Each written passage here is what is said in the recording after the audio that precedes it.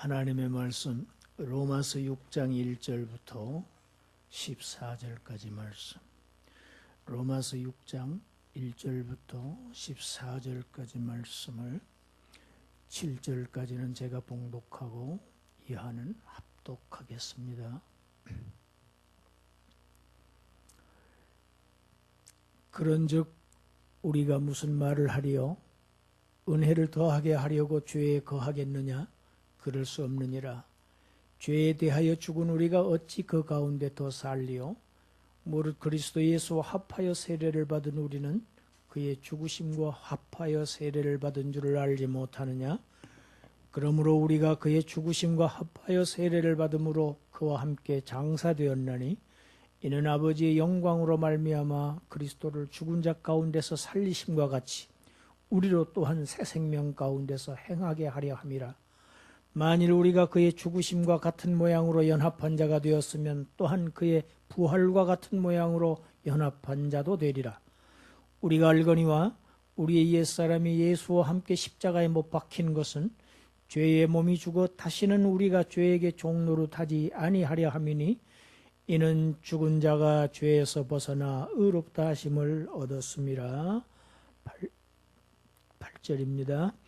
만일 우리가 그리스도와 함께 죽었으면 또한 그와 함께 살 줄을 믿노니 이는 그리스도께서 죽은 자 가운데서 살아나셨음에 다시 죽지 아니하시고 사망이 다시 그를 주장하지 못할 줄을 알미로라.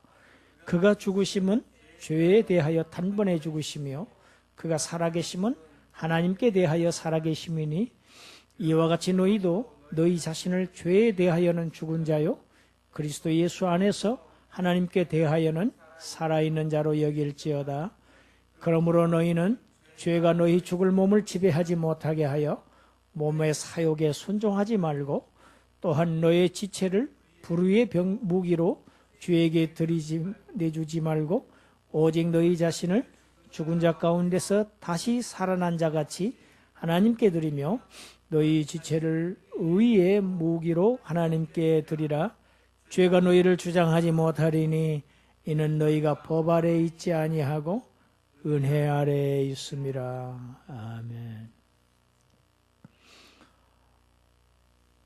오늘 말씀의 제목이 죄에 대하여 죽은 자, 하나님께 대하여 살아있는 자.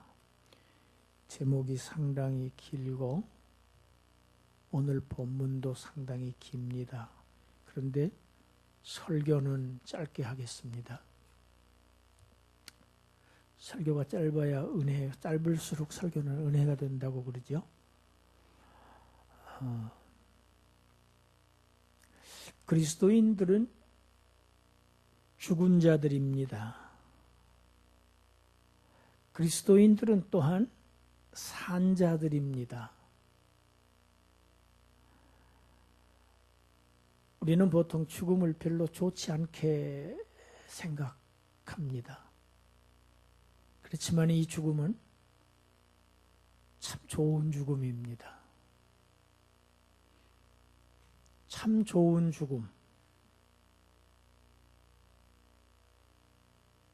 그리스도인들은 이 참 좋은 죽음을 통해서 더 좋은 삶을 보장받은 사람들입니다. 영원한 삶을 보장받은 사람들, 그것은 이 죽음을 통해서 보장받은 사람들입니다. 로마서 5장 20절에서 바울은 이렇게 얘기합니다. 죄가 더한 곳에 은혜가 더욱 넘쳤다. 그래서 이 바울의 가르침에 반대한 자들은 바울을 비난하고 공격해 왔습니다. 그러면 은혜를 체험하기 위해서는 죄를 더 지어야 된다는 말이냐?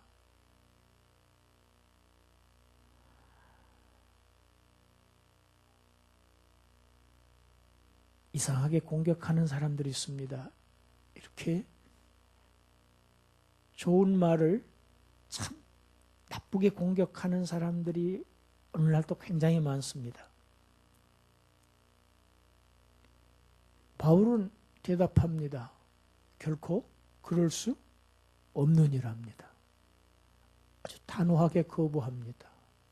왜냐하면 그리스도인들은 죄에 대해서 죽었기 때문이다. 죽어야 하는 자들이기 때문이다가 아니고 이미 죽었기 때문이다. 그래서 그들은 더 이상 죄 안에서 살 수 없다는 것입니다.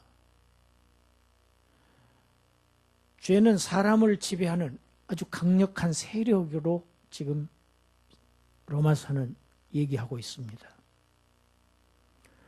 로마서에서 얘기하는, 성경에서 얘기하는 죽음은 영적인 의미로나 육적인 의미로나 소멸을 의미하지 않고 분리를 의미합니다. 영적으로 죽음, 아담에게 내가 이 열매를, 이 과일을 따먹는 날에는 반드시 죽으리라 하는 그 죽음은 하나님과의 분리를 얘기하는 영적인 죽음을 의미합니다. 그 영적인 죽음은 자연적으로 영혼과 육체가 분리되는 육체의 죽음을 초래했던 것입니다. 바울은 지금 그리스도인들은 죄가 없다고 말하고 있지 않습니다. 죄에 대해서 죽었다고 말을 하고 있습니다. 그래서 더 이상 죄의 그 강력한 그 권세에 과거처럼 계속 지배당할 수 없는 존재들이 되었다는 것을 선언합니다. 그 근거가 무엇인가?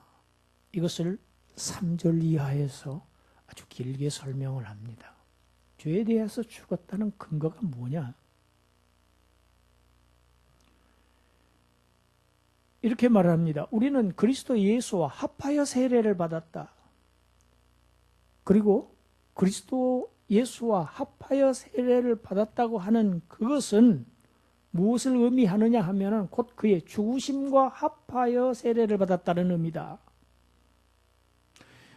그리스도의 죽으심을 공유하게 되었다고 지금 설명하고 있습니다.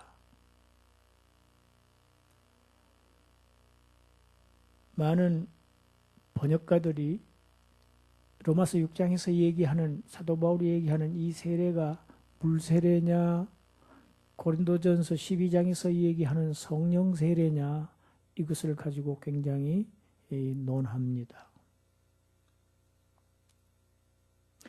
물론 그렇게도 얘기할 수 있습니다.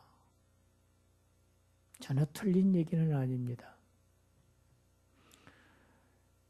하나님으로부터 의롭다고 여기심을 받아서 성령의 부어주심을 받은, 물같이 성령을 부어주신 성령으로 세례를 받은 사람들은 그들의 신앙을 외적으로 물세례로 표현합니다.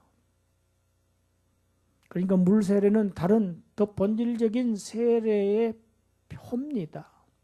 기호입니다. 그러나 오늘 본문을 우리가 잘 문맥을 살펴보면 그리스도 예수와 합하여 세례를 받은 결과가 그의 죽으심과 합하여 세례를 받은 것이 되었다고 얘기하고 있습니다. 그리스도 예수와 합하여 세례를 받은 결과 우리는 그의 죽으심과 합하여 세례를 받은 것이다. 또 결과가 아니면 그리스도 예수와 합하여 세례를 받은 그 내용은 사실 정확하게 얘기하면, 자세히 말하면, 구체적으로 말하면 그의 죽으심과 합하여 세례를 받은 것이다. 그리스도와 합하여 받은 세례와 그의 죽으심과 합하여 받은 세례를 지금 동일시하고 있습니다. 이것은 그리스도께서 받은 세례를 그리스도인들도 동일하게 받았다는 의미가 되고, 그리스도인들이 합하여 받은 그 세례는 곧 죽음의 세례를 의미한다는 것을 의미합니다. 합하여 받은 세례, 죽음의 세례라고 본문에서 얘기하고 있으니까. 예수님께서 여기에 대한 근거가 되는 장면을 친히 보여주신 내용이 마가복음과 누가복음에 나옵니다. 우리 마가복음 10장 38절 먼저 읽습니다. 예수께서 이르시되 너희는 너희가 구하는 것을 알지 못하는도다. 내가 마시는 잔을 너희가 마실 수 있으며 내가 받는 세례를 너희가 받을 수 있느냐? 예수님께서 제자들에게 자신의 죽음을 예고하셨습니다. 그 얘기를 들은 야고보와 요한이 주님의 그 영광의 나라에서 우리 둘 중에 한 사람은 주님의 우편에 한 사람은 왼편에 앉게 해주세요 하고 청원을 합니다. 거기에 대한 주님의 답변이 오늘 마가복음 10장 38절입니다. 예수님은 지금 십자가의 죽음을 지금 말씀하고 계시는데 그들은 지금 굉장히 정치적인 의미에서 현세적인 의미에서의 영광을 지금 바라고 있는 모습들이 지금 보여집니다. 그들을 향해서 너희들은 지금 무엇을 구하고 있느냐 하고 지금 반문하신 겁니다. 나는 지금 죽으러 갈 거야. 내가 받는 세례를 너희가 받을 수 있느냐? 이것은 예수님의 받으실 죽음의 세례를 의미합니다. 같은 내용을 누가는 12장 50절에서 이렇게 기록합니다. 함께 읽어요. 나는 받을 세례가 있으니 그것이 이루어지기까지 나의 답답함이 어떠하겠느냐. 예수님은 지금 죽음을 기다리고 계십니다. 그것을 세례라고 표현하고 계세요. 오늘 본문에서 그리스도 예수와 합하여 세례를 받은 자들은 그 그리스도 예수의 죽으심과 합하여 세례를 받은 것이다.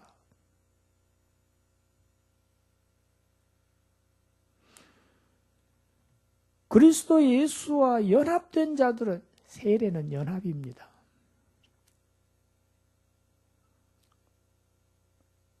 물속으로 들어가면 물과 하나가 되죠. 예수 그리스도를 믿음으로 그리스도와 연합된 자들은 더 이상 옛 아담에게 속한 자들이 아니다. 오늘 로마서 6장 이전에서 바울은 첫 아담과 마지막 아담의 대조를 계속 해왔습니다. 아담은 오실자의 표상이라. 그 첫 아담은 범죄했다. 그러나 마지막 아담은 의를 행했다. 불순종했다. 순종했다. 자기가 하나님처럼 되려고 했다. 여기는 하나님이 이기를 동등하게 여기지 않으셨다.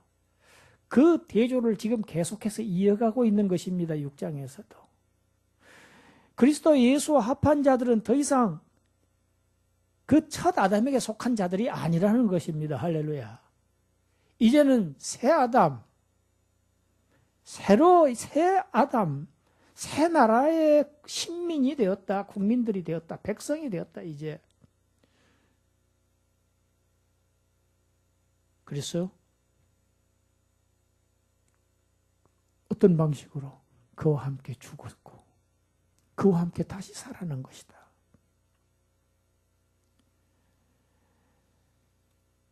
옛 사람은 그리스도의 십자가에서 그와 함께 처형되었다.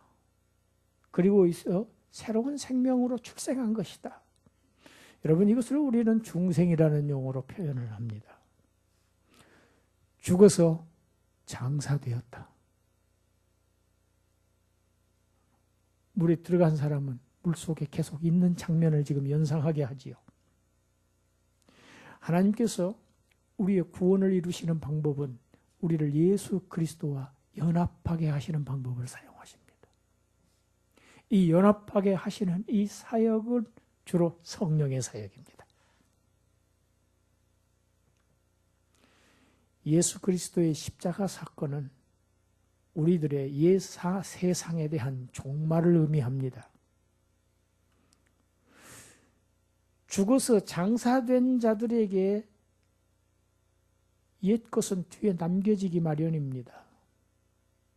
버려지기 마련입니다. 이제 그리스도와 연합되어서 그리스도와 함께 죽고 함께 장사된 자들에게 이제 그들에게 옛 세상은 뒤에 남겨진 세상입니다. 이제 인연이 끝난 세상이라는 얘기. 그 옛 세상은 이제 종말을 고했습니다. 그리스도의 십자가는 옛 세상의 종말을 얘기하지만 예수 그리스도의 부활은 새로운 세상을 우리에게 가져다 줍니다. 예수님을 살리셨어요. 죽은 자 가운데서. 그의 죽으심과 연합된 자는 그의 부활과도 연합되어서 이제 전혀 다른 새로운 생명 가운데서 살게 하셨다. 이것이 오늘 바울이 주장하고 있는 내용의 핵심입니다. 우리가 잘 아는 갈라디아서 2장 20절에서도 같은 내용을 얘기하고 있습니다. 사도 바울은 함께 읽습니다. 내가 그리스도와 함께 십자가에 못 박혔나니 그런즉 이제는 내가 사는 것이 아니요 오직 내 안에 그리스도께서 사시는 것이라. 이제 내가 육체 가운데 사는 것은 나를 사랑하사 나를 위하여 자기 자신을 버리신 하나님의 아들을 믿는 믿음 안에서 사는 것이라. 이 얘기는 바울 자신의 얘기만은 아닙니다. 바울 자신만 내가 그리스도와 함께 십자가에 못 박힌 것이 아니고 나와 똑같이 갈라디아 성도들 너희들도 똑같이 자기 자신을 버리셔서 완전한 의를, 완벽하게 의를 이루신 그 하나님의 아들을 믿는 믿음 안에서 내가 이제 하나님을 향하여서 살고 있는 것이지 이제는 내가 과거에 대해서는 죽은 자다. 사망 선포를 하고 있는 내용입니다. 그리스도에게 속한 자들, 어제와 똑같이 오늘을 삽니다. 다른 사람들과 똑같이 또 내일을 살아갑니다. 그렇지만 그리스도인들의 일상은 일상적인 것이 아닙니다. 그리스도인들은 죄에 대해서 죽었기 때문에 이제 더 이상 죄가 그리스도인들을 지배할 수 없습니다. 이제 전혀 새롭고 전혀 과거와 다른 삶을 살게 됩니다. 이 세상에서 여전히 살고 있지만 전혀 다른 일상을 살아가게 된다는 의미입니다.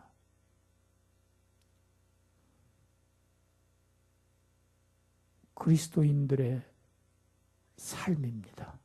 이것이 그리스도인들의 생애입니다. 그리스도인들은 죄에 대해서 죽은 자들입니다. 그래서 죄에서 벗어난 자들입니다. 죄의 압제와 죄의 통제, 꼼짝 못하던 사망이 왕노릇하던 그 세계에서 이제는 자유를 얻었습니다. 그래서 이제 자유하는 백성들입니다. 참 자유하신 신, 그 신, 창조주 하나님, 우리에게 자유의지를 주셨던 그 하나님을 향하여서 이제 살아가고 있는 자들입니다. 그들은 그렇게 살아야 할 의무가 있고 그렇게 살 수 있습니다. 왜? 한번 죽었다가 다시 살아난 자들이기 때문입니다. 이것이 바로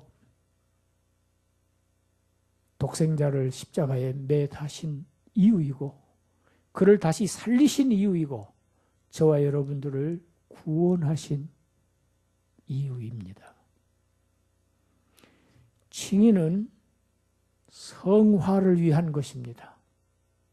어렵다고 여기심을 받은 자들은 이제 성화의 길로 나아가야 한다는 것을 지금 강하게 주문하고 권면하고 있는 것입니다. 너희는 법 아래 있지 않다, 더 이상. 법 아래 있는 자들은 저주 아래, 하나님의 심판 아래 있는 자들입니다. 그러나 이제는 너희는 그 법이 말하고 있는 정죄, 하나님의 정죄하에 있는 자들이 아니고 이제 하나님의 은혜 아래에 있는 자들이다. 할렐루야. 은혜 아래에 있는 자들이다. 이 일련의 일들은 우리가 행한 것이 하나도 없다. 모두 다 하나님께서 행하신 일이다.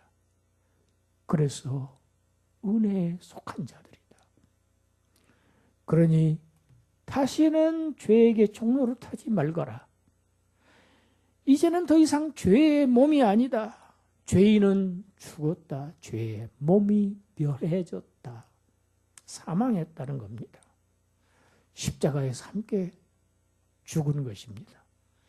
이제는 너희 지체를 의의 병기로, 도구로 하나님께 드려야 한다. 바울은 로마서 12장 1절 2절에서 이렇게 천명합니다. 읽습니다. 그러므로 형제들아, 내가 하나님의 모든 자비하심으로 너희를 권하노니 너희 몸을 하나님이 기뻐하시는 거룩한 산 제물로 드리라. 이는 너희가 드릴 영적 예배입니다. 예배니라. 우리는 예배자들입니다. 지금 우리가 의식적으로 이렇게 예배를 드리는 것은 우리는 진정한 영적인 하나님의 제사장들로서 지금 예배자들입니다. 그 삶을 이 땅에서 살고 있습니다 하는 표현을 오늘 이 주의 날에 와서 드리고 있는 것입니다. 표현하고 있는 것입니다. 느끼고 있는 것입니다. 2절 같이 읽습니다.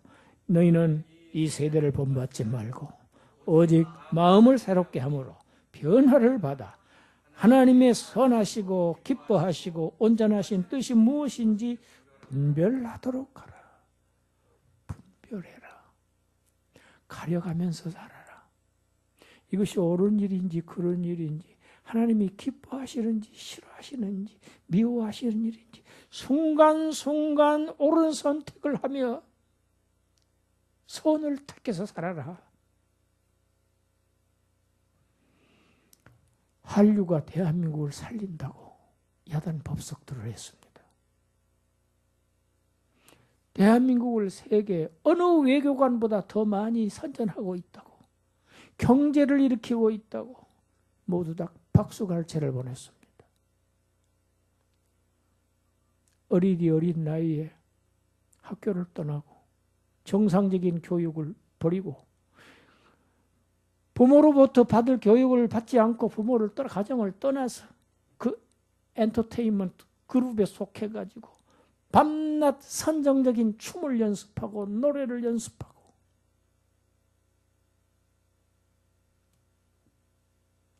그들은 생각했다. 성공했다. 그들은 돈을 벌었다.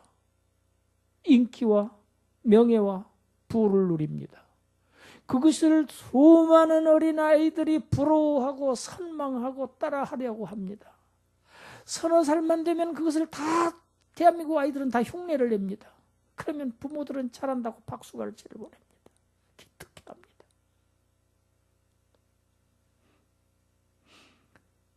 제가 나이가 먹어서 그런지는 모르지만 왠지 그런 노래들은 저의 심금을 울리는 감동이 없어요. 가슴 깊은 감동을 일으켜 주지를 않더라고요. 그런데 웬 그런 오디션 프로들은 그렇게 방송국마다 많이 합니까?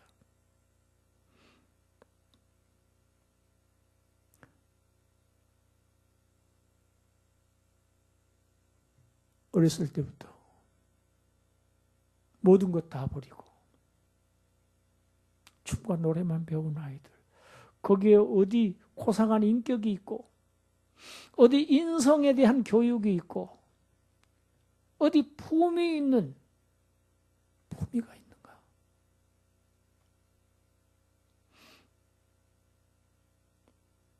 그런데 이제 그 뒷면에 어두운 세계가 온 나라를 흔들고 있습니다. 온 세계가 다 손가락질하고 있습니다. 이게 뭐냐?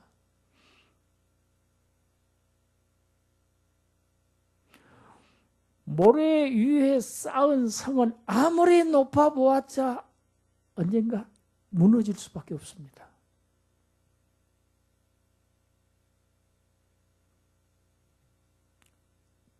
저는 아까 예배 시작하기 전에 우리 어린 주일 학생들이 어른 성도님들과 함께 나 어느 곳에 있든지 늘 마음이 편하다. 이 찬송을 부르는 입들을 제가 가만히 입을 쳐다봤어요.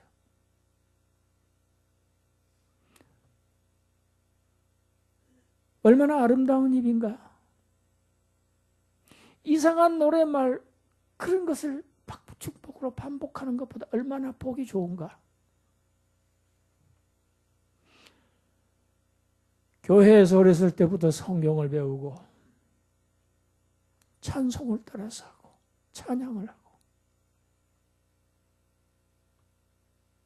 예수 그리스도를 본받는 삶을, 예수님을 본받아야지, 예수님 따라서 살아야지, 하나님의 말씀대로 살아야지 하고 양육받는 삶이 얼마나 안전하고 얼마나 견고하고 얼마나 축복된 삶인가.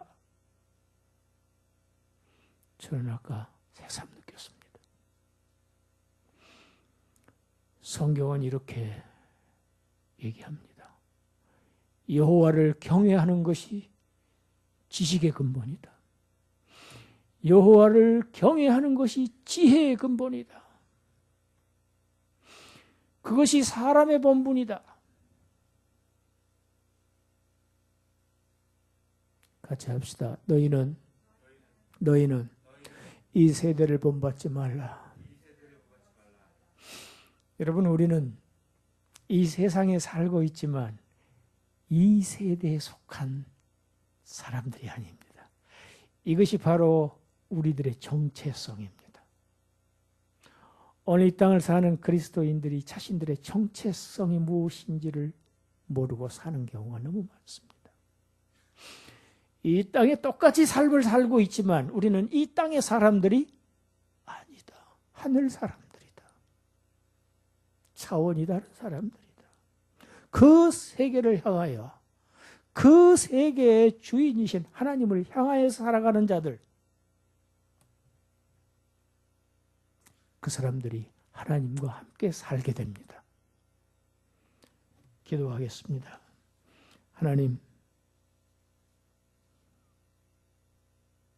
예수 그리스도와 연합하게 해주셔서, 연합시켜 주셔서 예수 그리스도께서 이루신 그 모든 의의를 우리 것으로 삼아주시고 우리를 그가 계신 나라, 그 영광의 나라의 백성으로 삼아주셔서 영원한 생을 보장해 주시니 주님, 이 말씀 붙들고 감사하며 하나님을 향하여, 그 나라를 향하여 나아가는 저희들 되게 하여 주시옵소서. 예수님 이름으로 기도드리옵나이다.